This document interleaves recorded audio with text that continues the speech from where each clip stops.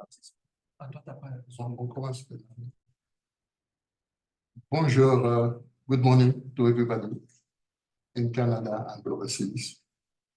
I'm Sheikh Tijan Bangura, Chair of the Africa Study Group of the Canadian International Council in Ottawa. It's a real pleasure to welcome you to our new webinar on the theme Restoring Peace in Sudan.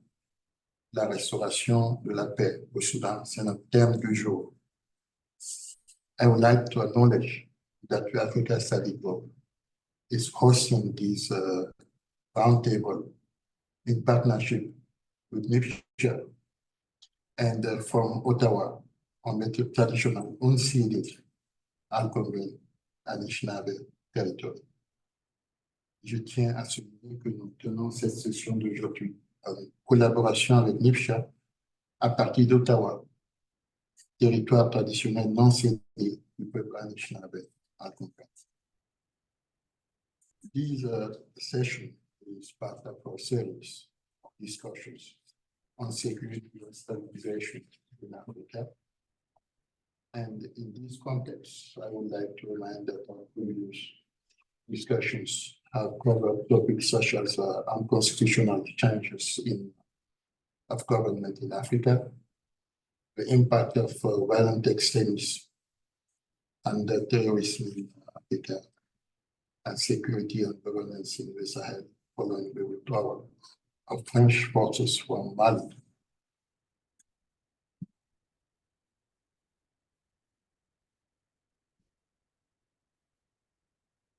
Today, we are talking about restoring peace in Sudan. La restauration de la paix au Sudan. As we consider this to be of paramount importance for security and stabilization in the whole African continent, and as an essential condition for sustainable development. As a history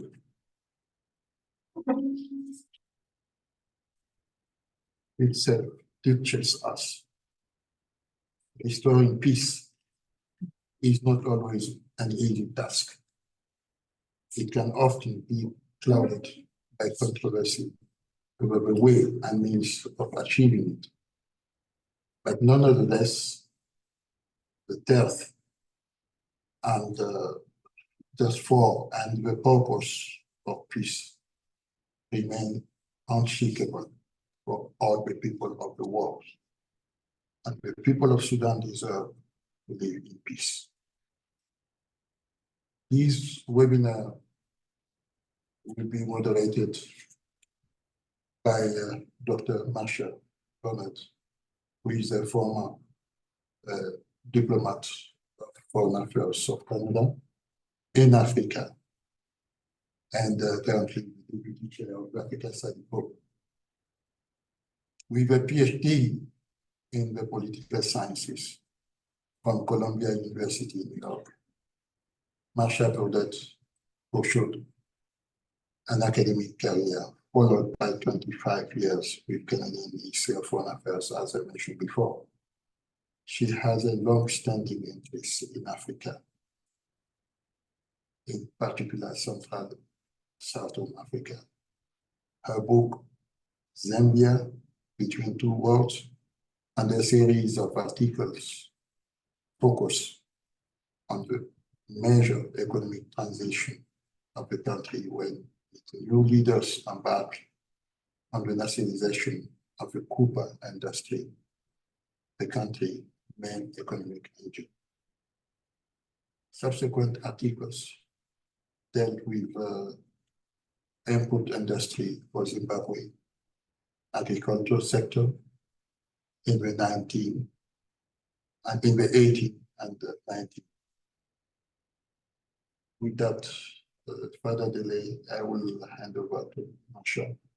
Thank you, Sheikh. Welcome to everyone. Thank you for attending our seminar in person, a few of us and most of us online.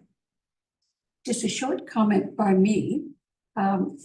members of the Africa Study Group, we're about 300 now, have been asking us to host a webinar or a roundtable on Sudan. And we felt that in the media, many of you are already getting pretty good coverage of the civil war in Sudan, and also on a lot of the humanitarian crisis issues. We wanted to try to take a more optimistic take to the issue and try to figure out and ask panelists focus on how one could restore peace in Sudan. Now, I want to emphasize that the opinions that you will hear today are those of our panelists, not an African Study Group position. We're hoping our technology will totally support having a video of today's session, which will then be available to any of you who would prefer to access it later or share it with others. So that's just a bit of introductory material. Let me now talk about the roundtable. Among the other conflicts attracting the world's attention, the complex nature of the ongoing civil war in Sudan is too often overlooked. News reports on Sudan tend to focus on the growing civil war and its terrible consequences for many of its citizens. Deteriorating humanitarian conditions, increasing food insecurity, attacks on civilian infrastructure, including schools and hospitals, and the worsening health situation in the country, as well as the internal displacement of civilians and the influx of refugees into Sudan's neighboring states. The courageous struggle of the Sudanese people and the region on the international prospects and efforts underway to resolve the crisis, and the fruit of a long history of conflict and repression in Sudan. However, those issues are often overlooked. So the topic today is how can peace be restored and humanitarian needs addressed in Sudan. This roundtable focuses on key elements, and our panelists will speak to that. We have officially 3 speakers for today. At the moment, I think we only have 2, unless our third speaker has arrived. And basically the whole webinar and the whole roundtable will take about an hour and a half. I will provide you with some background on our speakers in just a minute, but I also want to explain. The speakers will talk for about 15, 20 minutes each, and then we will turn to a question and answers for the remaining period of the roundtable. We know there's lots of interest because of the registration for this roundtable. And for those of you who are here in person, it'll be easier to incorporate your questions. For those of you online, please use the Q&A and chat session in the Zoom system. And we will monitor those questions and make sure that they are posed to the panelists. Please, as you begin to speak in your questions, or identify yourself first and then pose your question. And let me emphasize, this is not the time for long presentations, but rather an opportunity to gain some more information or perspective from our panelists. So our 3 panelists today are Douglas Scott Proudfoot, Dr. Khalid Madani, and we are hoping Mahbub Khair will be able to join us. So in terms of background, Douglas Scott Proudfoot, who's sitting to my left here, is a former Canadian ambassador who has served as a head of mission for Canada in Palestine, South Sudan, and Mali. From 2007 to 2011, he chaired Canada's Interdepartmental Sudan Task Force. He traveled many times to Sudan, and he participated in the Darfur peace process and preparations for South Sudan's independence. And so he has lots of background on this issue to which he will speak today. Our second panelist is Dr. Khalid Mustafa Madani. Professor Madani is Associate Professor of Political Science and Islamic Studies at McGill University in Montreal. He is also the director of the Institute of Islamic Studies and the chair of the Africa Studies program at McGill. His research focuses on the political economy of Islamist and ethnic politics and civil conflict in Africa, with a special focus on Sudan and the Horn. Dr. Madani is the author of a book entitled Black Markets and Militants, Informal Networks in the Middle East and Africa, a Cambridge University Press, a book from 2021. And our third panelist, I'm still holding out hope that he will be able to join us, is Maghroub Khair. Maghroub Khair is an independent consultant who holds graduate degrees in development. He's worked for the Council of Ministers and Ministry of Development in Sudan, as well as for the Chamber of Commerce Industry, Eastern Province of Saudi Arabia. Maghroub served as principal researcher for Mosaic Institute's 29 research report for the Canadian Department of Foreign Affairs, entitled Profile of a Community, a Smart Map of the Sudanese Diaspora in Canada. This report laid the foundation for a conference entitled Sudanese Canadians and the Future of Sudan, held at the University of Winnipeg. Maghroub also served on the board of the Sudanese Community Association of Ontario, the Toronto chapter, and has participated in several conferences, workshops, and meetings on politics and development pertaining to Sudan. Maghroub is particularly involved in the issues of humanitarian crisis in Sudan, and I assume that's probably what's delaying him today. So with this brief background of our panelists, let me turn to our first speaker, Douglas Proudfoot, who known informally the rest of us as Scott. Okay, thanks, Marsha. Good afternoon, everyone. I was recently visiting my aged parents. My mother's 90, which means that she was a young child during the Second World War. Nothing dramatic, it was in Toronto. But she tells me that as a child, she wondered what the newspapers would cover when the war was over. Well, in fact, there's no shortage of things to write about. But we don't seem to have got any better at focusing on more than one thing at a time.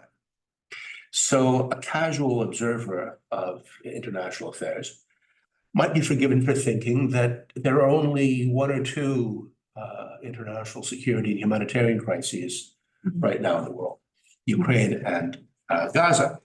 But the people who are attending this session, either in person or virtually, clearly have a broader view of the world and are aware that there's more going on and are less likely to forget other urgent crises, whether in Yemen or Burma or, of course, Sudan. All that makes today's session very timely, I believe. Since the recrudescence of civil war about a year ago, over 8 million have been displaced in Sudan, making it the world's worst displacement crisis. Nearly 2 million those rendered refugees outside the country. 18 million in acute need of food for their very survival. 18 million in a country of 25 million. Tens of thousands have been killed in fighting. Many more died as an indirect result of the war. And it risks destabilizing the wider region. Now, I've been asked to set the stage for presentations by two genuine experts who have much greater knowledge than I, and two old friends, as it happens. Now, as I understand it, those who are participating today are quite varied. Some just have a passing interest in Sudan, and others have lived there or studied it for decades. So I'll skip any potted history of Sudan, fascinating as it is. I'll bypass the ancient history, although I can't resist mentioning that there are more pyramids in Sudan than there are in Egypt. Whoa, that's a biggie. Now, one can say without exaggeration that the history of modern Sudan has been a history of domination. First by the Turks, the Egyptians, the British, And since 1956, domination of the periphery by the center. In effect, Khartoum and the immediate region around Khartoum, the Gezira, have monopolized power and resources to their own benefit and to the exclusion and disadvantage of the rest of the country, which found itself marginalized and exploited. And that dynamic has meant that the modern history of Sudan has also been a history of civil war and multiple civil wars, but I'll speak briefly about only two of the most egregious examples. First, of course, in 1955, the year before independence, southern Sudanese troops mutinied, rightly fearing that independence would lead to their domination by the North. And what followed was nearly half a century of civil war. It was a brief hiatus in the 1970s, but it culminated in a comprehensive peace agreement, the CPA, in 2005, and then later in South Sudan's independence in 2011. And that war was kind of caricatured as being a conflict between the Arab and Muslim North and the African and Christian South. But I think it's better understood as a conflict between a hegemonic center and the subjugated periphery. And then we have Darfur. Darfur, in some ways, the origin of the current Sudan-wide conflict. Darfur, literally the home of the four, Darfur, although it's also home to many other peoples, was an independent kingdom in the 17th, 18th, 19th centuries, on a landmass about the size, twice the size of the UK. And it was conquered by Egypt in the late 19th century and incorporated into Sudan. The Darfur conflict that everyone knows about broke out in 2002 to 3. And it also has been caricatured as the first climate change war, with climate pressures compounding the eternal conflict between nomadic pastoralists and sedentary agriculturalists, as drying drives cattle and camel herders into more fertile areas in search of pasturage, up into the Jebel Mara, where they came into conflict with the Darfur and other sedentary agriculturalists. And there's, of course, there's an element of truth in this caricature. But I think the Darfur conflict is better understood as a conflict between two marginalized segments of the population of a neglected region at the behest of an exploitative central power. The Janjaweed, the notorious militias responsible for widespread atrocities in Darfur, were the precursor to the Rapid Support Forces, the RSF, the forces of General Mohammed Hamdan Daglo, who's known as Hemeti. And those RSF forces are now locked in conflict with Sudan's nominal authorities, the Transitional Sovereign Council led by General al-Burhan. So let's fast forward to 2019, when, after 3 decades in power, Omar al-Bashir was overthrown. That followed months of unrest in Khartoum and other cities by a genuinely popular and inclusive national movement for change. And it ushered in a period of, I think, unprecedented hope and reconciliation in Sudan. And I brought in a government, short-lived, unfortunately, but a government which included many former rebels. But it's worth remembering that perhaps the turning point in Bashir's downfall was when Hemeti's RSF turned on him. And then later, it was the RSF, which in league with Burhan and the army, then overthrew the government of Prime Minister Hamdok, the leader of the Forces for Freedom and Change, in 2021, the autumn of 2021, and ending that period of hope, I suspect. And then, since a little less than a year, since April of last year, Burhan and Hemeti, former cronies, have fallen out with disastrous consequences for the country. Now, the fighting in Khartoum, which has leveled much of Khartoum, is unprecedented. Leaving aside the lightning raid in 2008 by the Darfur rebel group GEM, which surprised everybody by advancing as far as into Umdurman, but was never able to cross the Nile Bridge. The capital has never been touched by war. It's been largely spared everything that went on across the country, at least since the 19th century. And ironically, in the 19th century, those who laid siege to Khartoum were also nomadic, from the nomadic Rizigat tribe from Darfur.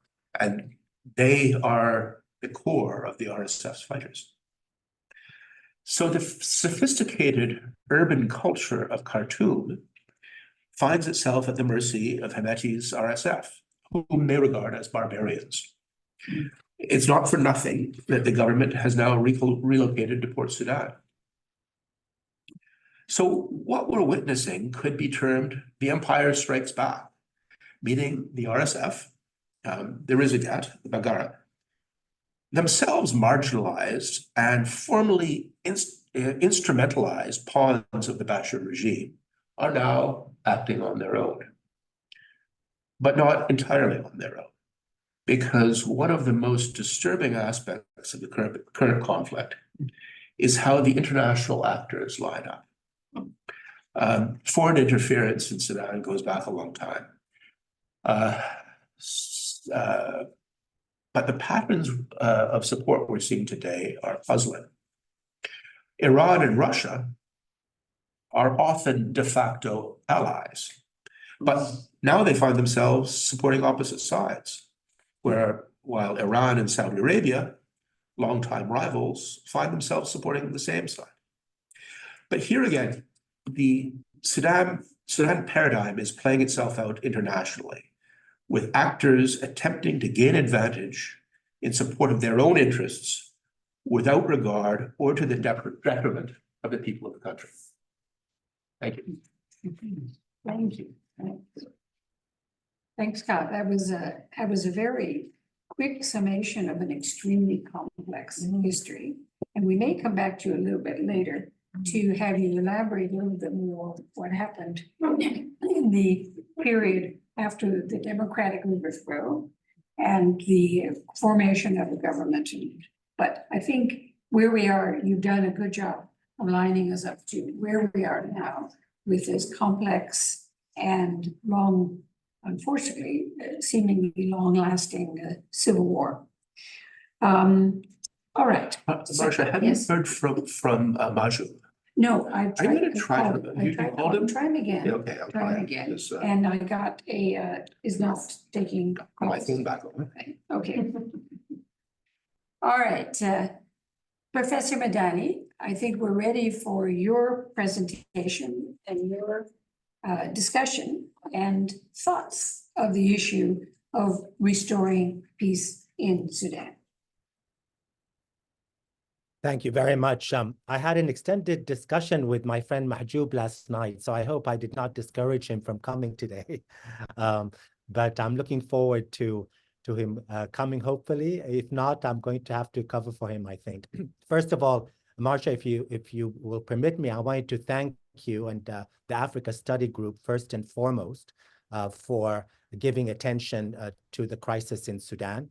I know that there are a number of different competing conflicts for attention, all of them worthy of fine-grained attention and addressing their root causes, which is what I'm going to try to do today. And I'm particularly really excited to join my old friend. I call him Scott as well, not Douglas. We worked years ago on something called the Sudan Working Group at what was then, I think, the Ministry of Foreign Affairs. It keeps changing its name in Ottawa. And so I'm very, very excited about that. So thank you all for coming and for those who are also listening. And particularly we are excited, I'll speak on behalf of Mahjoub, to have hopefully the participation of Sudanese living in Canada, that is Sudanese Canadians, because ultimately I speak on Sudan across many different universities and even countries, and I think every different country has a role to play in this particular crisis. And I think Canada, if you don't mind me emphasizing a little bit later on, I believe has a very important role to play and is playing a very constructive role with respect to Sudanese Canadians and issues of refugees. And we do want to highlight that as a wonderful, an important first step. I also happen to be from a diplomatic family of 2 generations. And so I really take very seriously the role of diplomats, Marsha, and all of the work the Africa Study Group is going, and also the way that diplomats understand the difficulties of these kind of situations and wars, but always hopeful because, of course, with particular forms of diplomacy, as we've seen in the context of Africa, wars do, as I tell my students, end. And as stating as this war is, there is absolutely no question, of course, like in Sierra Leone and Liberia and Rwanda and others, that they will come to an end. And I think Scott is right to kind of reference his own mother in terms of understanding what comes after. And we have to prepare for that as well. So you've asked me to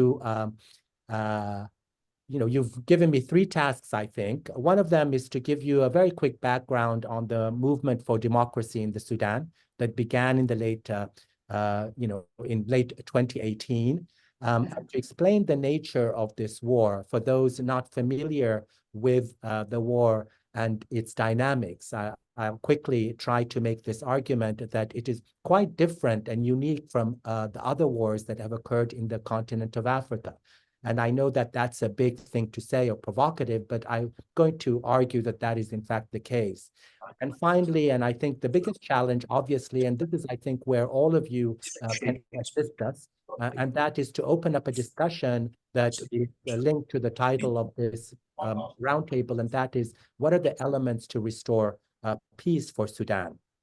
What I want to do so that people don't forget that most important element of this roundtable, restoring peace, is actually kind of itemize what I think the elements are to restoring peace in Sudan, and then go back and give some background. I thought it'd be really important to preface any remarks with the most important objective here, and that is to bring peace to the country. And so there are a number of elements that are very important that obtain in the case of Sudan and have been effective in other cases of what we call complex political and humanitarian crises in Africa. One of them is to continue to understand that ultimately there must be an understanding of security sector reform. And we can have a discussion about how that applies in Sudan. The issue of disarmament and demobilization and rehabilitation is something that is central and must be part of any kind of talks. That's number one. Another one is to really understand that we have to begin, and international actors have to understand that we have to revise the kind of peace agreements that have failed in the context of Sudan, and most importantly, to revise the kind of negotiations ongoing that are competing, whether they may be coming up in Cairo in Egypt, previously in Bahrain, in IGAD, the East Africa, regional bloc, or of course in Jeddah with the United States and Saudi Arabia. Here we have to understand there has to be immediately a push, an effort to coordinate these kind of efforts with kind of revisiting what the agenda items are. And that becomes really an important aspect. Another is to understand the root causes of the war and its dynamics, which has very much to do with the way that the Islamist movement in Sudan co-opted the National Standing Army, and as Scott mentioned, a kind of subcontracted its kind of anti-insurgency kind of wars, not only in Darfur, but also, of course, in the central part of the country, in the Juba Mountains, and previous to that, of course, in South Sudan, that Scott knows very well. So that becomes a really important aspect. But I want to kind of highlight the not the final, but I believe the most important aspect that brings all of these aspects with respect to understanding how to restore peace in Sudan. And that is, and I know all of you are familiar with this concept, sometimes overused, and that is civil society. Sudanese civil society must be taken into account. Why is that important? I'll discuss in the conclusion, but it's very important as a practical matter to understand that none of the ongoing negotiations, whether it's on the part of Saudi Arabia and the US, previously in Jeddah, the ones in Manama in Bahrain, and the ones upcoming potentially in Cairo, take seriously the role of civil society as central. In the case of negotiations in Jeddah, it was really an attempt to bring the two military kind of leaders together through their surrogates, absent any participation of civil society. In the case in January in Bahrain, that many people were very hopeful about as a precursor to the Cairo summit upcoming, the idea was to bring the deputy leaders of the militia and the standing army, or the Sudan National Army. That too really evacuated the role of civil society, which is a really important element in restoring peace. On October 2023, something emerged called the Civil Democratic Forces Alliance under the leadership of the previous Foreign Minister, Abdullah Hamdok, that has begun, I believe, not yet sufficiently, begun to really emphasize the importance of civil society as part not only of the implementation of a peace, but even negotiating the peace. And here it's really important for us to mention that the United States, and this is really important, and I know Scott is aware of it, just recently appointed Thomas Perello as a UN Special Envoy. And here is where, Marcia, some of the hope comes in, of course. As you know, this appointment, very late in coming, really comes on the heel of bipartisan lobbying in Congress, insisting, to the Biden administration that Sudan must be prioritized not only for its own sake, but for the sake of regional and international security.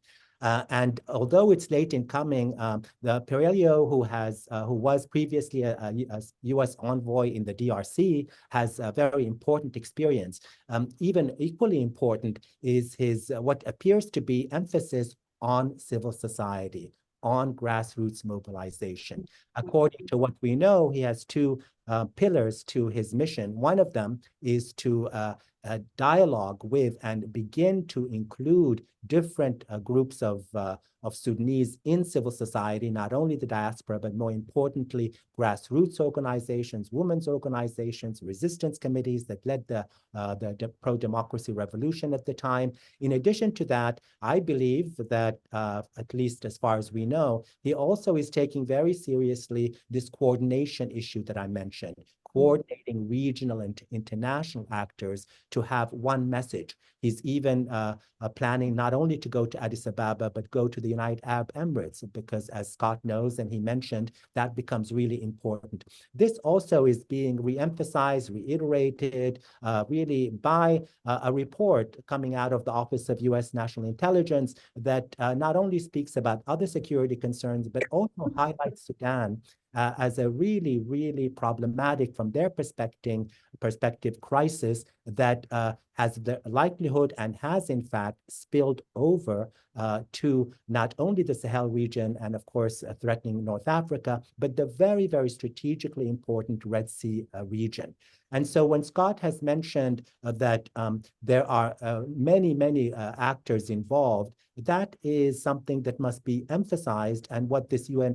Special Envoy is emphasizing as well, making it very clear that he is not only concerned with the domestic issues associated with this crisis, but he's also really concerned about external actors utilizing their clients, so to speak, in Sudan for their own respective interests. And here, of course, as Scott atomized, there are no shortage of countries with great interest strategically in Sudan and the wealth it has in terms of natural resources, agriculture, water, and gold.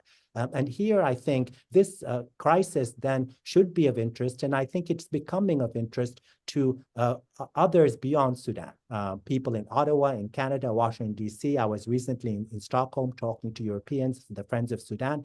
There is a kind of a unanimous understanding that if this is not addressed, there is a problem for not only Sudan, but others. The United Nations, for example, the UN Secretary General, as you know, has really taken a very strong position criticizing the international community, saying that there has been essentially a failure on the part of the international community in addressing this issue.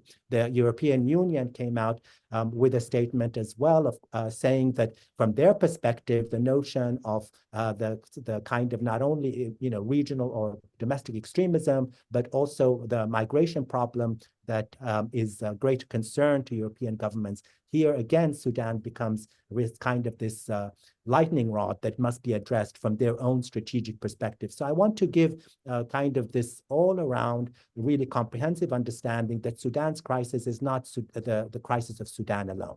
And that, of course, is something that increasingly the U.S. government is taking seriously. Hopefully, it'll take it more. And I've, of course, we're advocating that Canada is and should, and I think will take it a little bit more seriously. I did want to mention, I hope I don't go too long, just two elements: the humanitarian crisis and the roots of the conflict. And then I'll conclude with what I think is the most important element, and to make it clear to as I do not only to journalists, but also to students and others, that building peace is a possibility, and we can learn from other cases. And this is where the hope comes in, but also the practicality of resolving this conflict.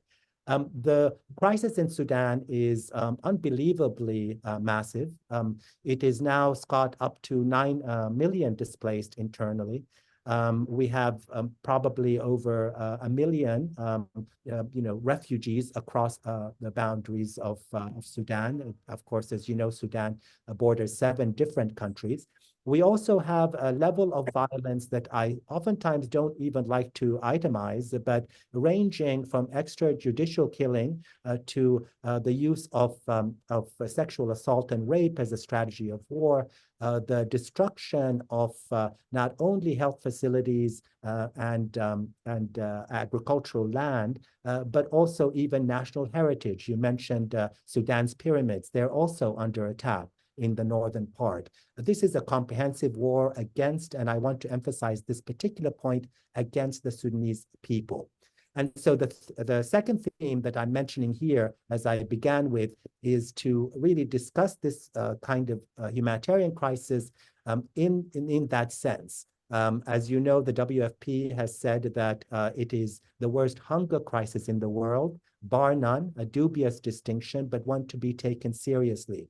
How can we explain this level of devastation? And one way to do it is to understand that you have 2 factions, one the militia and the other high-ranking members of the army, who are essentially waging a war against the entire population.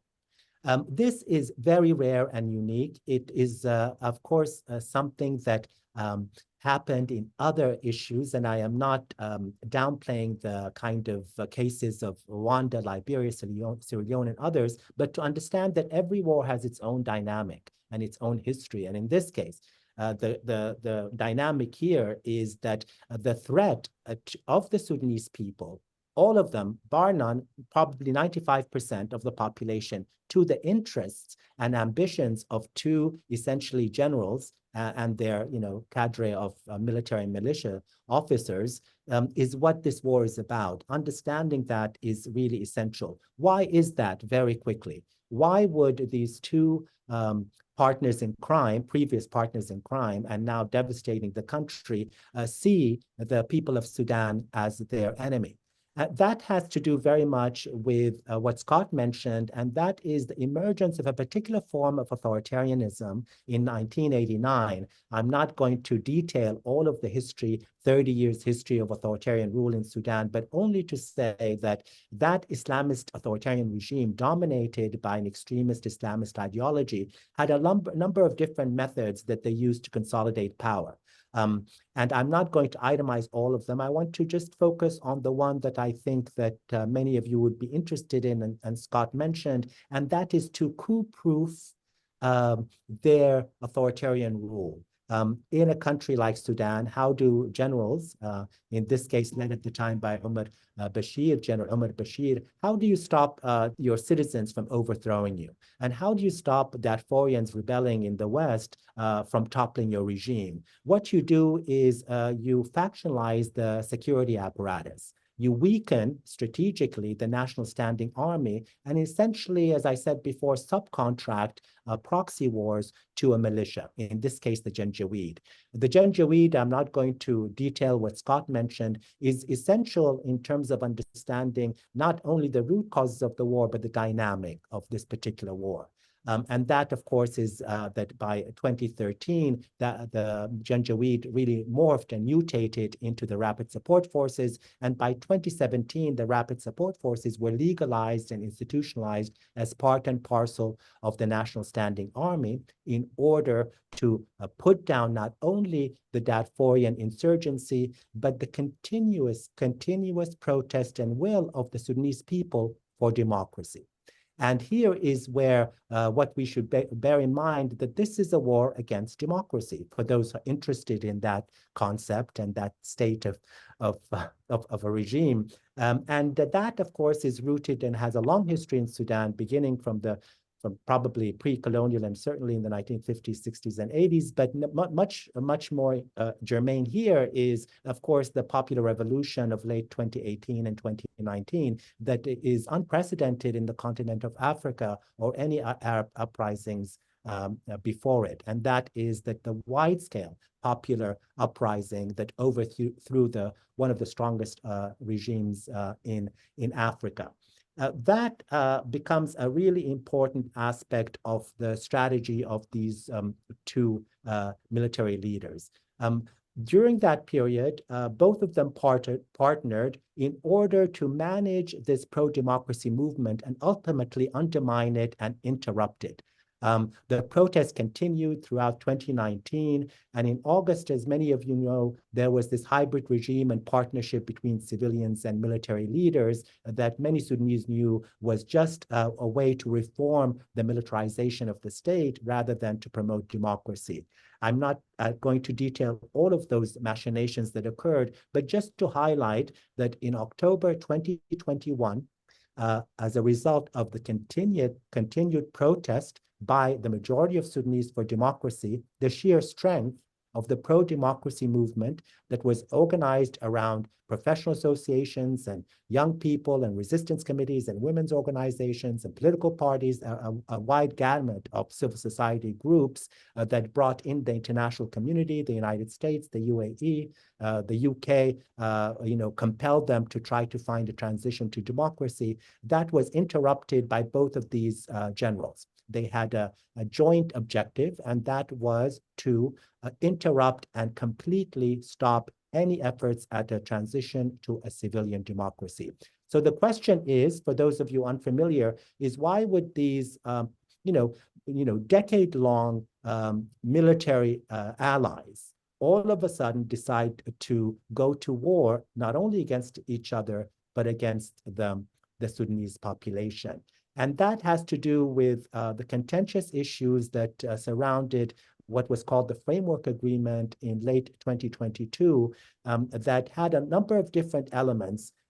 Sudanese in general were mildly optimistic, not too much, that there would be a possibility of agreeing on certain principles that would carry the day in terms of resuming this path toward a civilian democracy.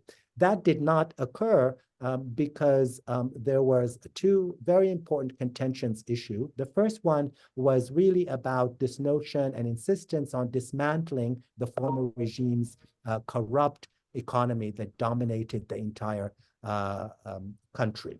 That was something that, of course, the Islamist stalwarts in the standing national army refused to budge and were deeply concerned that the 30 years of their corrupt practices and their monopolization of 60% of the domestic economy, all the most important export commodities would be taken away from them in one fell swoop. Another contentious issue was one that was injured or would kind of register a loss, not to the army or the Islamists in the army, but to Hemeti, the head of the militia. And that was the issue of security sector reform, and in particular, merging these militias into the national standing army. And that, of course, meant that you had calculations on both these generals that this is now a zero-sum game, that for their own survival, and by survival I mean literally their own narrow political and economic survival, they would have to go to war and demolish the other protagonist in order to secure basically their hold over the country. And who was the threat? The same people that had pushed for this framework agreement that outlined it in detail, that had compelled not only Sudanese civil society, but the international community to insist on a resumption to democratic rule and a civilian government. And those, of course, were the Sudanese civilian population.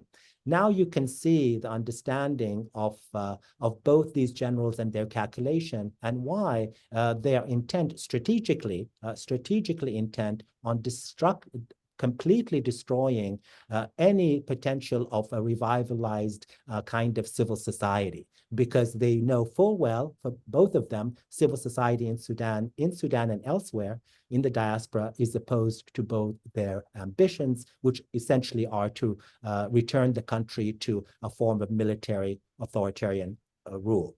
I don't want to prolong this discussion too much, but just to emphasize and bring us up to date in terms of restoring peace in Sudan. Where does that take us now? And where it takes us is once again understanding the nature of this particular war, and the fact that in other wars in Africa and elsewhere, and with other more successful military authoritarian regimes, usually leaders are able to form and consolidate political and military power. This is what each party in this case had hoped, that there would be a quick kind of win to the war or victory, and they would resume their kind of objectives. But what has happened, and what many of us, of course, predicted, knowing Sudan so well, is that now they are in what we call in political science, if you don't mind me saying, a mutually hurting stalemate. There is no particular victor. One is in command of the West and Khartoum, and the other is in command of the East and North and parts of Khartoum. And so what we have here is this stalemate that requires third-party intervention, and there is absolutely no other alternative. And that is why, despite the fact both parties say that they refuse to negotiate, unconditionally, they continue to send emissaries, whether it is to Jeddah or to Addis Ababa or to Bahrain. And what that means is that we have to understand their weakness in addition to their strength. And here is where civil society and its promotion becomes central, as it has been in Liberia and in Sierra Leone, among a number of cases. I don't want to maybe go on too much. I feel like I'm giving a little bit of a lecture here, but there is a reason that civil society is very, very important in the case of peace building and restoring peace. And I just want to itemize in conclusion just a few points, because I think that becomes a really important part and parcel of any international actors that are interested in promoting civil society. Civil society's promotion in the context of negotiations and the implementation of peace-building measures is not only the right thing to do if one is interested in the welfare of the majority of civilian populations, but it actually, based on lessons of other peace-building efforts, the effective way to go. The reason for that are kind of very simple. The civil society groups, as in the case of Sudan, bridge the gap between political elites and even military elites and communities and local communities. And I can itemize some of them in Sudan for you. Another thing is that they actually are the ones who facilitate dialogue, particularly in context where there is no agreement on particular very hot, contentious issues. So it's not only issues of human rights, they play an essential role in the resolution of conflict. You can just take the example of, the women's groups in Liberia during the war, for example, as just a very important kind of element of how they perform conflict resolution, which is so important. Another aspect is that this top-down efforts at peaceful resolution, whether it's in South Sudan, which essentially, of course, has also fallen apart, evacuates, obscures the role of grassroots legitimate leaders. And those legitimate leaders are ethnic leaders, they're tribal religious leaders, who are always obscured if one does not take seriously civil society. I'll give you an example in Darfur 2 days ago. Hemeti and the Rapid Support Forces wanted to extort in central Darfur revenue from a particular community and from an institution, a local institution in Darfur, in central Darfur, called the Peace and Reconciliation Committee. The Peace and Reconciliation Committee refused, but not categorically. What they said to the leaders of the Rapid Support Forces is, if you provide the service of law and order for our community, we will give you part of our revenue. Since there is no intention on the part of RSF to establish any kind of legitimate state institutions or law and order institutions, basically this local institution refused to give up their revenue. Another example of why, even though you hear about the expansive kind of victories of these militias, they are unable to hold ground, monopolize what we call the legitimate use of violence in ways that would stabilize even the regions or the areas they control. And this is why civil society, as an example, is so important. Taking away from negotiations, which is always the first step, the other step that has failed is implementation. And civil society, there is no kind of substitute for the watchdog element associated with civil society actors. And that is in terms of monitoring, implementation throughout the whole process of the negotiations and peace building that is so important.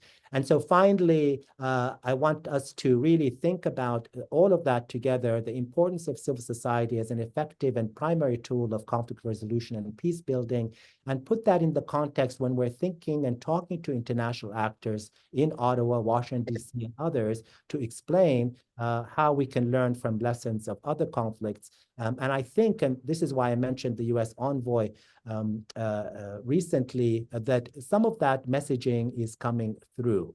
And since my colleague and friend is not here, I think it is very important to being in Canada to understand that just as the U.S. has a given priority now, well, I wouldn't say exclusive priority, but prioritized Sudan more than before, the Canadian government is well placed to do so as well, whether it's reinvigorating a Sudan working group or whether it is working in partnership with the United States and the European Union, who are definitely going to come in to compel certain regional actors to work towards peace and stability rather than, as in the case of many countries in the region, including the United Arab Emirates, for example, act as spoilers to resolving this conflict. And so I think that kind of reinvigorated, cohesive, collective international effort is really important.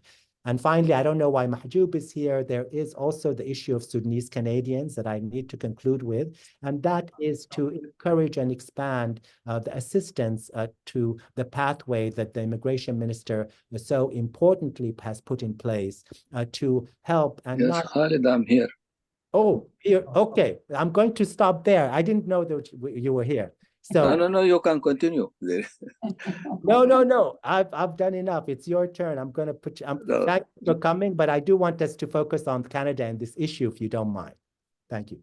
Okay, great. Khaled, thank you so much for the excellent exposition. And Magoob, we're delighted to hear your voice. We haven't seen your face yet.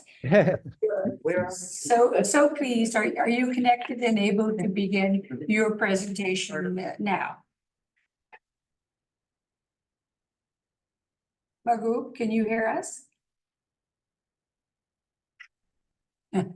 Well, all right, he was able to get his voice through, so, We know he's online. okay, Magoob, can you perhaps unmute yourself so we can hear you? Yeah, you can hear me now? Yes. Yes, Okay. Sorry for my picture is not there. I don't know because I'm using a computer and unfortunately I lost the connection of that computer.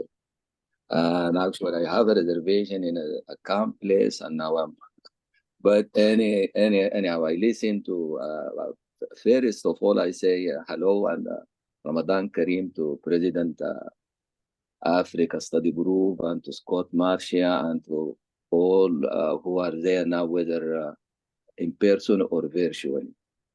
I think Scott is Khalid, they already trace a lot of things that is going on in Sudan, and Scott with a vast experience in Africa and the issue of Sudan in particular.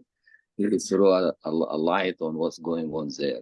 Khalid also is doing the same. And due to the fact that lack of or the meager resources available from the ground, I rely heavily on what is available through the United Nations organizations data, especially in terms of statistics, because it is a magnitude issue and problem regarding the case of Sudan, and especially when we come to the humanitarian crisis. So I will read very fast, maybe there will be a little repetition regarding the figures, but I think it is very important to mention and go forward to see what is going on regarding what happens here in Canada in particular, and how they deal with the issue regarding immigration and refugee issue, and what is the problems involved in that, and how the Sudanese community as association, whether it is Canada-wide or city by city, try to solve the issue or try to help or to give help.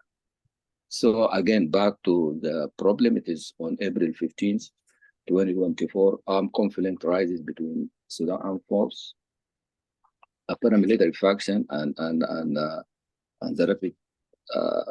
Rapid Support Force, RSF, which is paramilitary, as all of you know, in Khartoum and other parts of the country, mainly Darfur, Kordofan, and Al Jazeera at a later stage.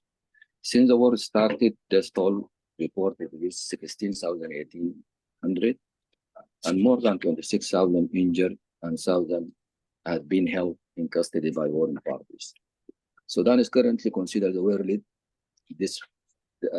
worst displacement crisis worldwide, as said before, with 7.4 million people displaced inside and outside Sudan. That is 5.9 displaced internally and 1.5 million people displaced to neighboring countries, and mainly neighboring countries are Chad, as mentioned by Khalid. We are bordering 7 states: Chad, Egypt, South Sudan, Ethiopia, Eritrea, Central Africa, and Libya. And these are according to the displacement tracking matrix of International Migration Organization. And a few days back, I come through a number that it increased to 8.4 million people. This is the recent available statistics. Considering this, there is like 3 million children have fled the widespread violence, making it world's worst child displacement catastrophe. This was mentioned by, there is 88 cases of reported sexual assault, because there is a kind of severe report regarding women and girls being abducted by the Rapid Support Force and forcefully married facing sexual assault or held for ransom. This is according to Save the Children Fund, and there are a total of 88 cases reported sexual assault, which likely only represent 2% of the total cases. The number are likely much smaller than reality. The World Health Organization stated that 4 million girls are at risk of sexual violence in Sudan. Hundreds of thousands of children in Sudan are malnourished and at risk of this, especially healthcare facilities were 80% out of service due to fighting. Aid, when it is available, it's never easy to access due to war and mismanagement by warring parties. United Nations working in Sudan projected funding for 2024 as 2.7 billion, where they received only 96.7 million, that is 4%, a gap of 96%. 5 million are experiencing emergency level of hunger in areas most severely impacted by the conflict between the two fighting parties.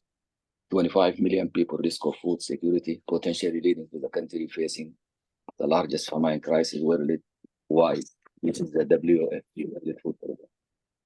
Just very recent, General Burhan, head of Transition Soviet Council, through Minister of Foreign Affairs, accept United Nations agency appeal to open Sudan border for international humanitarian assistance, food, medicine and emergency materials, etc., mainly through air and land. And this has been done through a borders city or little town called Tina in Chad, between Chad and Sudan, and southern Sudan, a city called Rank. And Kordofan, they have the airport in Kadugli, and in Darfur, they have airport at Fashir, and you can add to that board for that. Already, Port Sudan was functioning through air and sea, and it was safe and far from war zone. Here, I can mention that, again, the International Organization for Migration, Director General Amy Pop has called on the international community to step up funding efforts and to not abandon millions of civilians to bear the burden of the 11th, because he said 11 months now of conflict in Sudan. A coordinated and continuing humanitarian response is urgently needed to address the mounting needs of world's largest displacement crisis.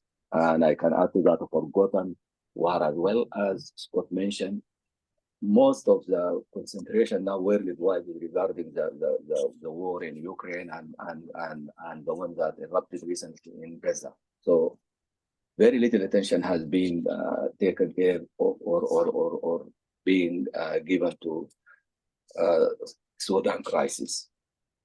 And again, we have, like they mentioned again that there are like 7.7 million have been forced to flee their homes in Sudan since fighting began.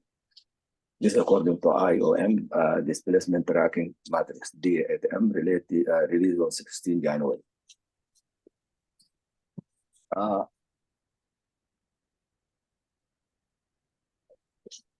Also, International Organization of Migration has to date provided assistance to over 1 million individuals in Sudan and surrounding countries. And this includes providing cash assistance to nearly 73,000 people and facilitating the onward transportation of 150,000 to safe location in neighboring countries. International Organization for Migration and partners have been and continue to deliver critical health protection, water, sanitation, hygiene, and shelter intervention to those made vulnerable by the conflict. For more details, you can go back to the report for 2024 titled Sudan Crisis and Neighboring Countries Overview.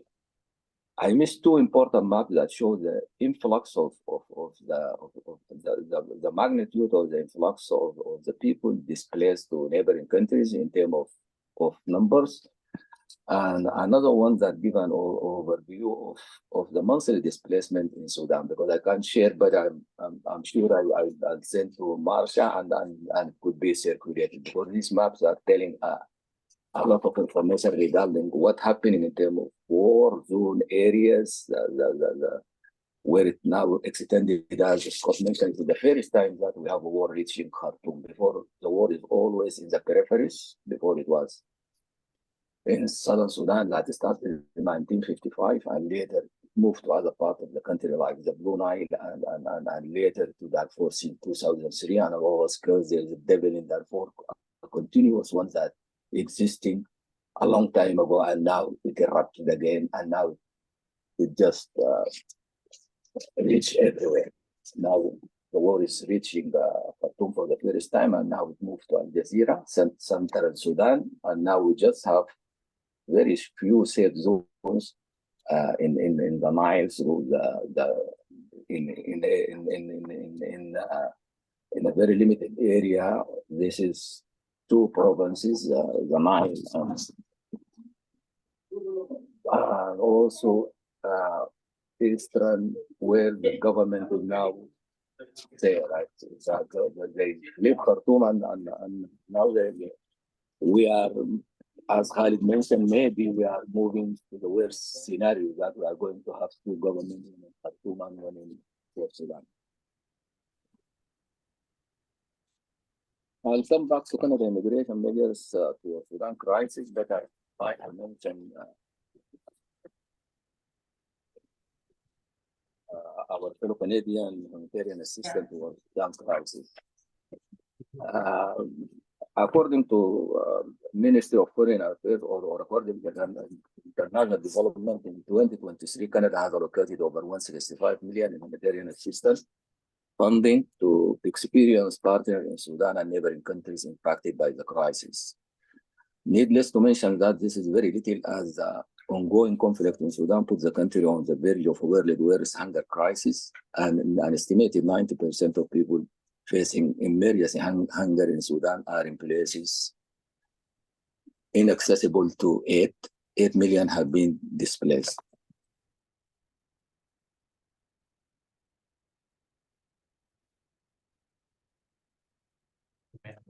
Okay. Group, you seem to be having some technical problem with the presentation. We could stop that for now and move to some questions and answers. And if you would want to re-enter the conversation, we would be quite open to that because we're only hearing you partially right now. Is Mahbub, is that all right with you?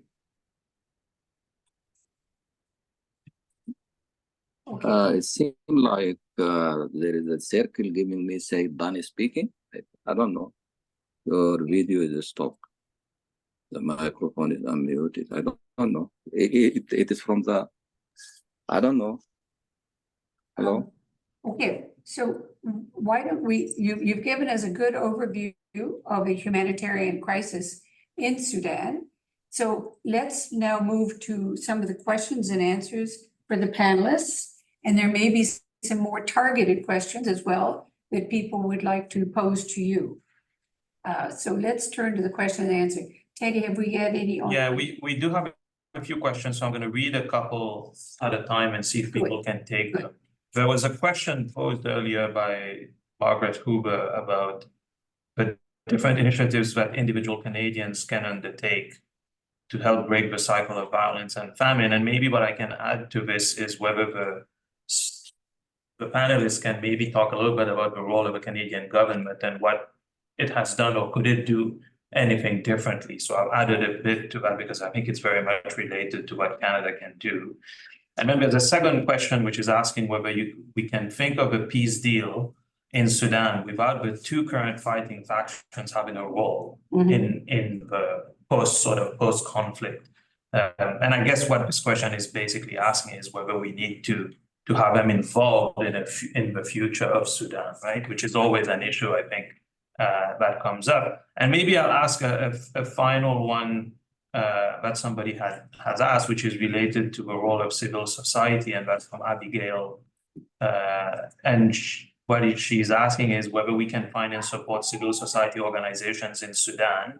So, for example, she references MSF, and she's heard the names of some women's action groups, but it's not easy to find ways to support. So why don't we take these three questions first, and then we'll go to another round if possible. Okay. Yeah. All right, who would like to jump in? Well, maybe I'll give a quick answer, and I'm sure Mahjoob will give Good. deeper answers. And maybe I could try to almost in some ways put all of these three together. One of was a question about civil society. That was something that was very much in Khalid's presentation. It can't be stressed enough how central civil society was to the 2019 revolution, which was a very organic kind of revolution, and you know, professional associations and women's groups. It took this extraordinary, really unprecedented role in defying power, and you know, it leading to the overthrow of Bashir. Now, the army and the RSF got involved, but the driving force, I think, was civil society. It was a popular movement. Now, the combatants, of course, there's talk about a third force in Sudan. I don't mean a third military force, but a third political force of political parties, political parties which have opted out of the Burhan Hemeti struggle, you know, SPLM North and so forth. In fact, there's a name which I am forgetting, Takaba, I think. Whether that can emerge as something which can play a role in driving a peace process and you know, formulating a new and inclusive government remains to be seen, possibly. One of the problems is that we've got those two factions who really don't seem to have much of a political agenda. Their agenda is mainly self-aggrandizement. They have instrumentalized certain political tendencies in the pursuit of power, but it seems to come down to, you know, just raw power. And that's not something where compromise is as possible. Canadians have played a role in Sudan, and one of the things we've done, and Maju literally wrote the book on this, is the Canadian diaspora and how it can project democratic and inclusive values back into Sudan, and you know, that is something that should be looked at. Canada used to play a much more expansive role in Sudan. Sometimes it has, sometimes it hasn't. But it takes resources. You know, when we had a task force, we had, you know, a dozen officers doing nothing else, and you know, $196 million, and you know, the resources and you know, military resources and humanitarian development resources and political engagement. That's a political decision that would have to be taken at the most senior level. I do want to echo, I just to reinforce that there were a couple of questions also from former ambassador of the Republic of Sudan to Canada, Tariq Abu Sali, who also had a question to the role that Canada can play. So I do want to mention that. So he's asking, you know, he's actually urging the government of Canada to engage and saying that how can Canada help rebuild the social fabric in Sudan. So I think it's very much related to the other questions. So yeah. Khaled, If you let me. Yes. Yeah. Yes, please go ahead. Yeah, I just need to add to what Scott said, that we actually, I'm not sure, because if we are still having that desk that deal with Sudan, I remember that it has been combined with South Sudan desk in the Ministry of Foreign Affairs. If that desk is still there, I think it did a lot of work regarding Sudan and regarding bringing the civil society in Canada together, and we have several meetings and like conferences on how we can participate together in bringing peace to Sudan.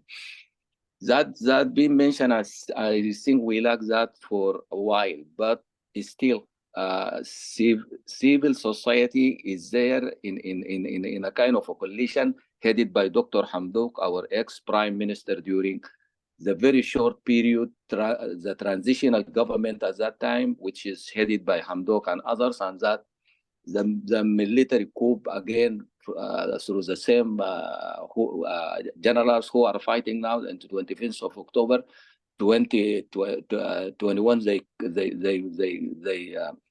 they bring again back a totalitarian regime, which is end up to what we have now.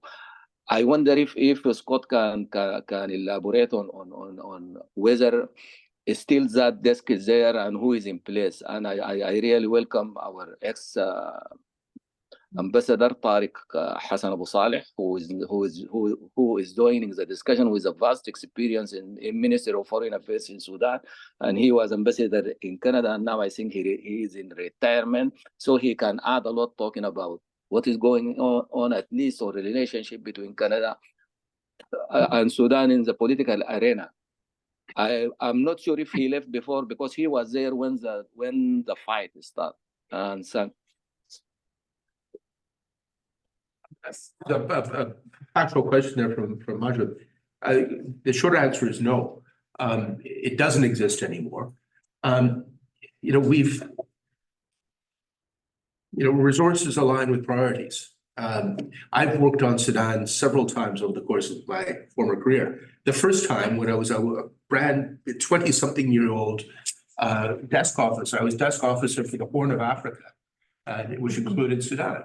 And so I had, 5 or 6 countries, and Sudan was so Sudan at the time, North and South, this was the late 80s, was getting, 10% of the attention of one junior, lieutenant rank desk officer. Okay. 25 years later, I was director of the Sudan Task Force, which I was, a senior officer, had 12 other officers working on the issues, plus NCEDA, plus DND, and $196 billion. This was a decision. We're not there now. That task force was wrapped up. I'm not sure exactly when. It was after I left, around 2013, I think. So for 10 years, we haven't had that, and there's now probably a single junior desk officer handling North and South Sudan. So you can't run an ambitious, effective diplomatic effort with that kind of resources, but you can't be everywhere. So governments have to decide where they're going to put their emphasis. And right now, and for over a decade, we haven't been putting it on Sudan. We've retained embassies. Well, the embassy in Khartoum is not functioning, but I don't think that's just us. But we made the decision to have embassies in Juba and Khartoum, and we remain somewhat engaged, but nowhere near the extent that we once were, or that we would have to be in order to be a player that can make a difference. Well, Thank you.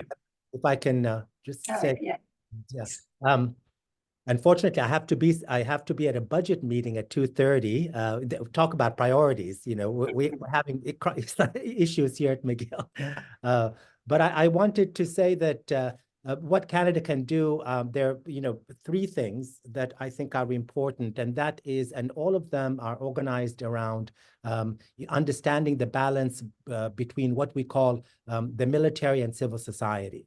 And there is, I think, no expectation that at this stage Canada would put in resources as such. Although I want to talk about that for a second, but rather to the reason I discussed the U.S. Special Envoy, and I had previously had discussions with members in the Minister Jolie's office as well. And that is that Canada has a very strong role to play in partnering with the United States. And also, if Canada does believe that democratization is actually effective, possible, and in the interest of Canada, then it can actually, if you don't mind me saying, do what I just did, and that is to make that claim based on what people do at Carleton and Ottawa, University of Ottawa, a wealth of understanding of peace building and the role of civil society. In other words, the U.S. Special Envoy, I just spoke to people in D.C., needs as much support as possible because of the difference of priorities in the U.S., right? And, the U.S. and even Congress have other things to deal with. The President of the United States has announced this envoy in order to signal a prioritization or interest in Sudan. But here is where Canada can come in and say, okay, well, we'll work with you and Europeans, and we want a different framing of these negotiations. Why is that important? It's important because the Sudanese people ultimately, like everyone else, will have to fend for themselves. It's unfortunate, but it's true. But they're up against, many, many very strong powers. Sudan is not peripheral to the world stage. Sudan is very central to the very strong powers of the Gulf, of Iran, of Turkey, of United Arab Emirates, across the Red Sea. Sudan and the Sudanese population are undergoing what is really part and parcel of geopolitical and regional realignment. Sudan is a victim of competing interests between, the West and others. Even Wagner, as you know, has been active in Sudan. So here, we're not asking that Canada go and save Sudanese civil society as such through financial resources, although that would be wonderful. But it's very important to understand that this is part of a larger Canadian partnership with their allies. And in that sense, taking seriously the possibility of civil society and peace building is absolutely possible for Canadian to really implement vigorous diplomacy in partnership with this new envoy. And then another thing, of course, is Canada's reputation and expertise in humanitarianism and its intervention right now on the part of the Ministry of Immigration to, afford pathways of reconciliation of families is absolutely a signal not only to Sudanese Canadians, but to African Canadians, Muslim Canadians, Arab Canadians in this particular time.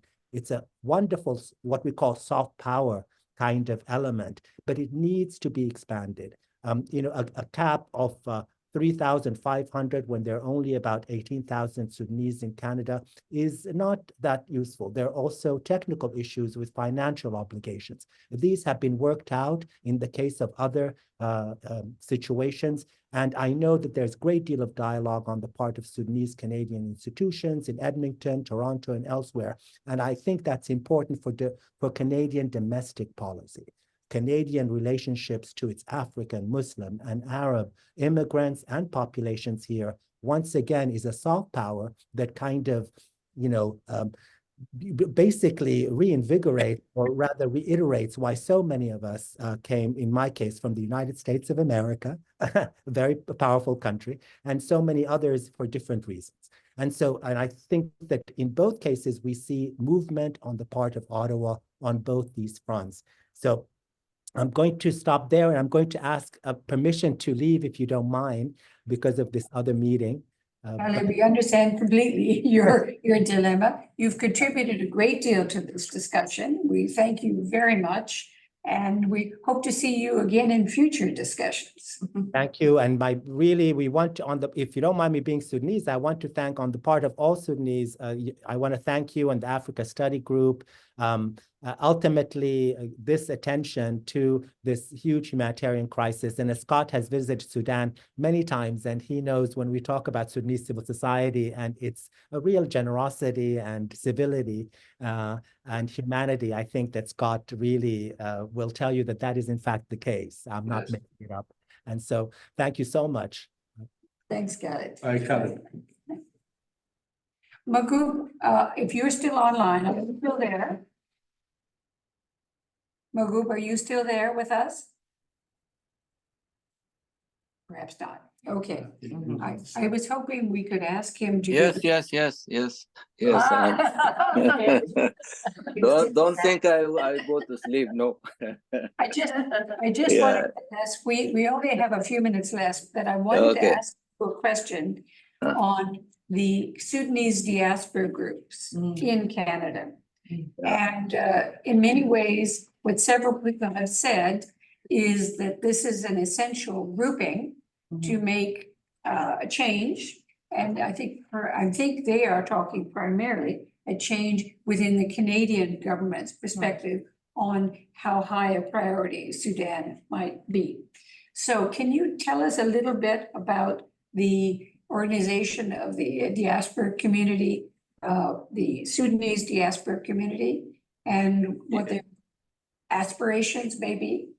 It's like it's not away from what you said or Khalid already mentioned, because I should come to that, but I have been cut in between. there is two issues that I think are important. As Khalid mentioned, the last one regarding the immigration policy need to be rectified, and he gives certain reasons to bring people together, at least regarding our fellow Sudanese Canadians who are fully Canadians and those who are permanent residents as well. But to let you know that most of the policies that came into effect, that bringing 3,250 in a family reunification program comes through a discussion that helps through the Sudanese community, Sudanese Canadian Community Association, that compose of a number of urban centers all over Canada, Vancouver, Edmonton, Calgary, Winnipeg, Hamilton, Kitchener, Toronto, very few to mention. We have a kind of grouping together in this association, and they held several meetings with Minister of International Development, Hussein, and Mark, who is the Minister of Immigration, Citizenship, and Refugee Canada. And they come up with this kind of policies to help, at least in the issue of immigration and refugee. Again, we are helping our people through a continuous campaign that can help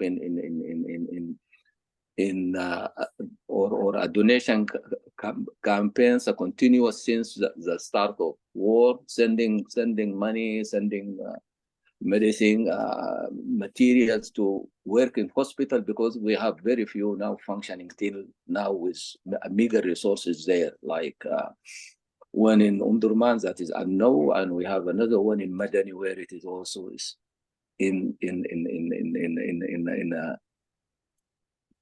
not functioning fully due to now war also extended to reach that part of the country. But still we are grouping together, holding meetings and continue our discussion with the government official in Canada how to help in at least the humanitarian side of the issue, as well as there is other groups who are politically committed to their parties in Sudan. They are forming a kind of a coalition also, and they are working with the civilians and the politicians who are now moving around, as you can see, into different negotiation involving visiting neighboring countries who are there in trying to find a solution or to put a solution in place. They were in Egypt, they were in Kampala, they were in Addis Ababa, as you know, it is a center for and it is a capital where the African Union is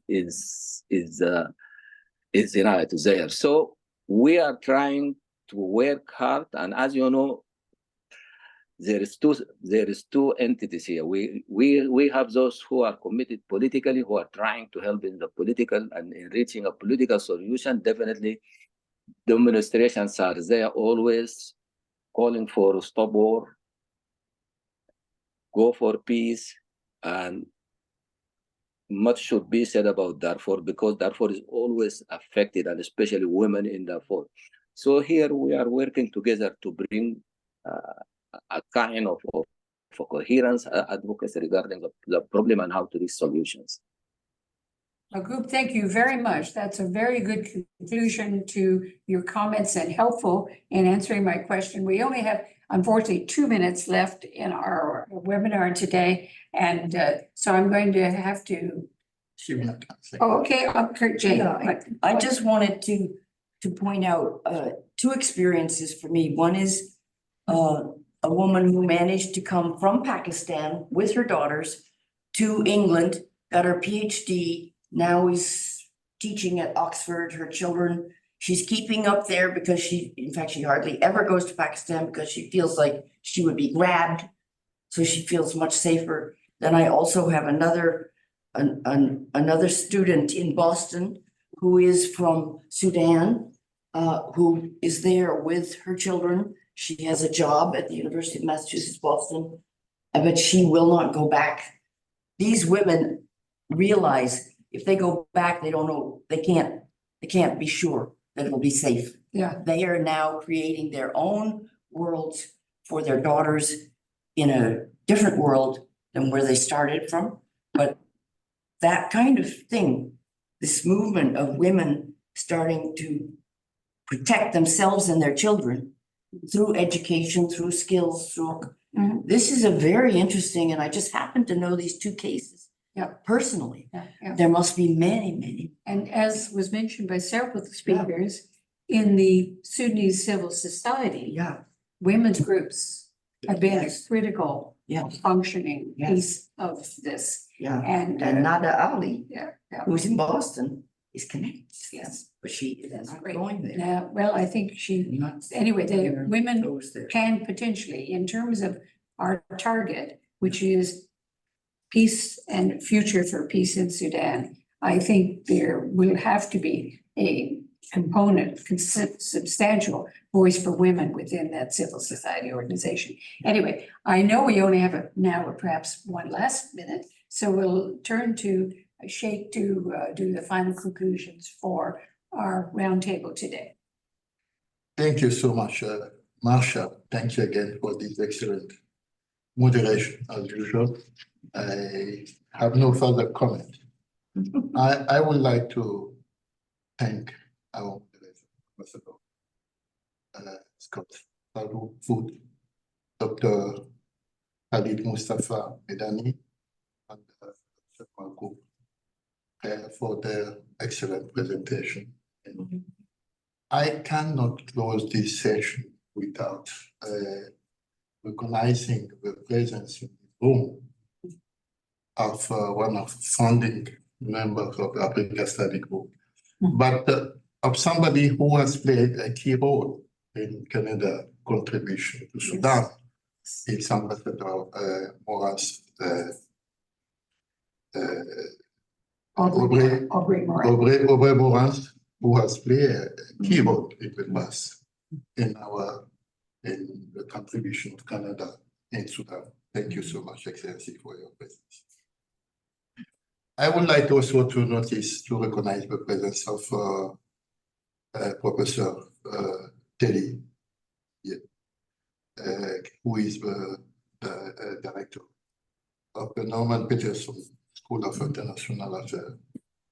And he has always opened his doors for us. And today, if the Africa Study Group is able to organize these kind of sessions, it's because of him. And we'd like to thank him very much for his support and his partnership with the Africa Study Group. And we constantly collaboration will continue. There is one thing I mentioned at the beginning of the session, and I will come back to this.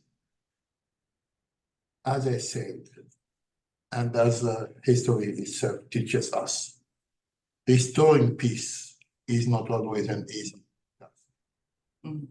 It can be often clouded by controversy over the ways and means of achievement. Nonetheless, but the third for the purpose, because and the purpose of peace remain unshakable for all the people of the world, and the people of Sudan deserve to live in peace. It has been mentioned by many of our panelists. War in Sudan is partly war in Africa. It involved many other countries. Including Europe. And that's the reason why we decided to organize this session. And believe me, we received 52 emails. Check Africa Study Group, what are you guys waiting to organize a session on Sudan? You will remember when we had our session here in the same room on Sahel, we have promised that we will organize a session on Sudan. Now, that's what we have delivered. We hope that this will help to reconcile people. It will bring people together and to find a solution.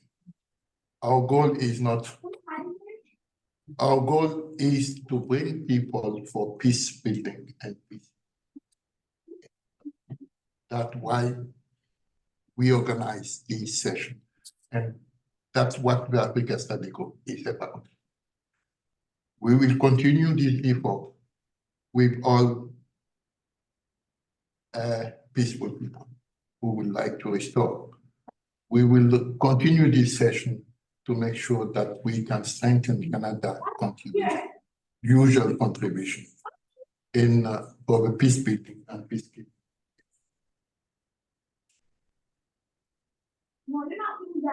I would like to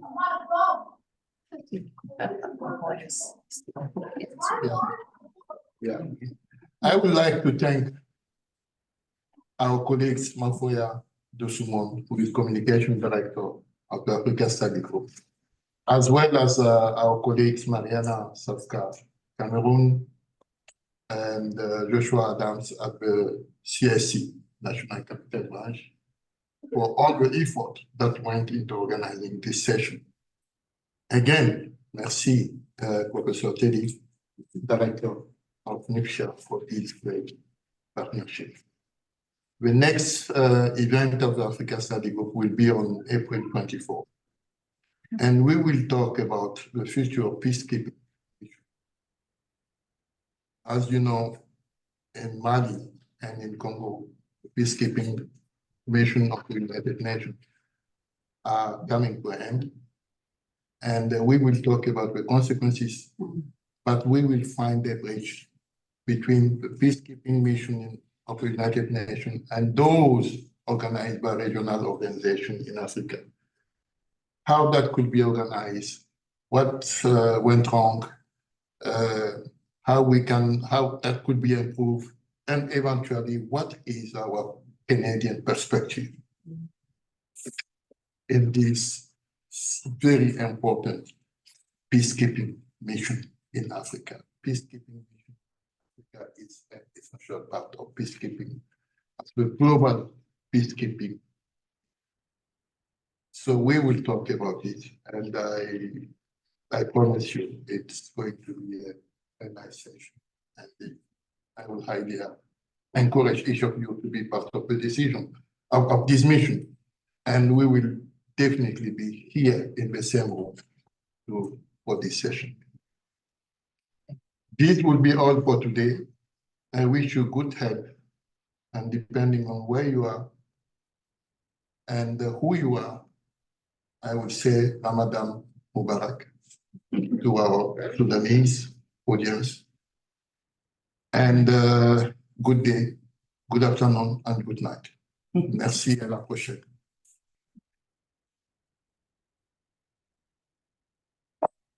Once I was in House of Land with Tim, just as the Ramadan was coming.